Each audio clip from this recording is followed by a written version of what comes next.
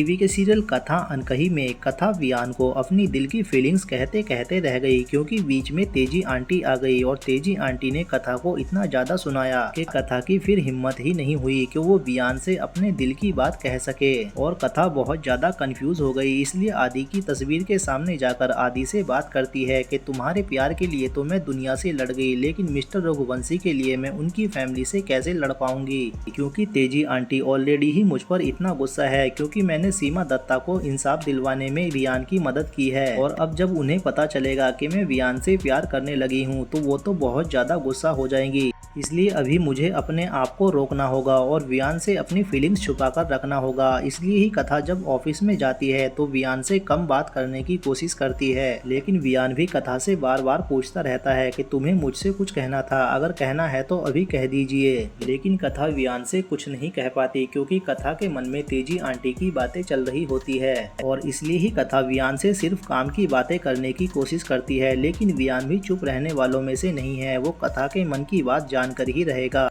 वहीं दूसरी तरफ तेजी आंटी वियान को पेरिस जाने के लिए मना लेगी, लेकिन जैसे ही वियान और तेजी आंटी एयरपोर्ट पर पहुंचेंगे तो वियान को याद आएगा कि कथा को मुझसे बहुत ज्यादा इम्पोर्टेंट बात करनी थी और वो बहुत ज्यादा चिंता में भी लग रही थी, इसलिए मुझे वापस जाकर कथा की बात सुननी होगी। और इतना सोचते ही वियान एयरपोर्ट से ही वापस आ जाता है, लेकिन ये सब देख तेजी आंटी को बहुत ज्यादा गुस्सा आता है, इसलिए तेजी आंटी भी एयरपोर्ट से वापस लौट आती है। लेकिन क्या इन सब के बीच कथा वियान से अपने दिल की बात कह पाएगी या नहीं? क्या तेजी आंटी वियान और कथा को दूर करने में कामयाब होगी या नहीं, तो आने वाले एपिसोड में ही पता चलेगा। तो आज के लिए इतना ही, मिलते हैं नेक्स्ट वीडियो में, तब तक के लिए बाय बाय, टेक केयर।